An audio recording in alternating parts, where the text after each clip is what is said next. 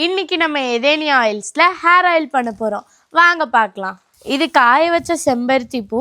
இது என்ன பண்ணும் அப்படின்னா நம்ம முடியை சாஃப்ட் அண்ட் ஷைனிங்காக வச்சுக்கும். இது காய வச்ச முருங்கை இலை நம்மளுடைய ஹேரை ஹெல்த்தியராக வச்சுக்கும். அது மட்டும் இல்லாமல் முருங்கை இலையில் விட்டமின்ஸ் அண்ட் ஆன்டி ஆக்சிடைஸ் இருக்குது. இது நம்ம ஸ்கேல்பை ஹெல்த்தியராக வச்சுக்கும். இது கரிசலாங்கண்ணி இலை. கரிசலாங்கண்ணி நம்ம ஹேரை க்ரோ பண்ண ஹெல்ப் பண்ணும். இது காய வச்ச மருதாணி இலை. மருதாணி நம்மளுடைய ஹேரை நேச்சுரலாக ஷைனிங்காக வச்சுக்கும்.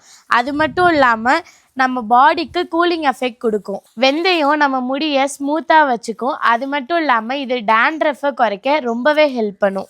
ரோஸ்மேரி நம்ம ஸ்கேல்பில் ரத்த ஓட்டத்தை அதிகரித்து அது மூலமாக ஹேர் ஃபாலை தடுத்து நிறுத்தும்.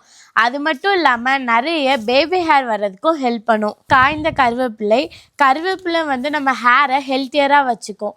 அது மட்டும் இல்லாமல் நம்மளுடைய ஸ்கேல்புக்கு நிறைய ஊட்டச்சத்துக்களை கொடுக்கும். காய வச்ச சின்ன வெங்காயம் இதில் சல்ஃபர் கண்டென்ட்ஸ் இருக்கிறனால நம்மளுடைய ஹேர் ஃபாலை இது குறைக்கும். கருஞ்சீரகம் நம்ம ஸ்கேல்பை ஹெல்த்தியராக வச்சுக்கும்.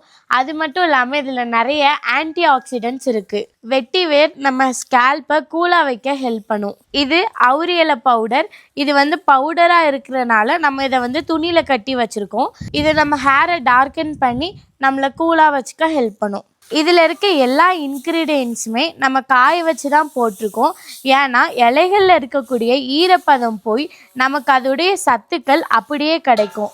அதனால தான் நம்ம இதை காய வச்சு போட்டிருக்கோம். அது மட்டும் இல்லாமல் இது கெடாமல் ரொம்ப நாளைக்கு நமக்கு இருக்கும்.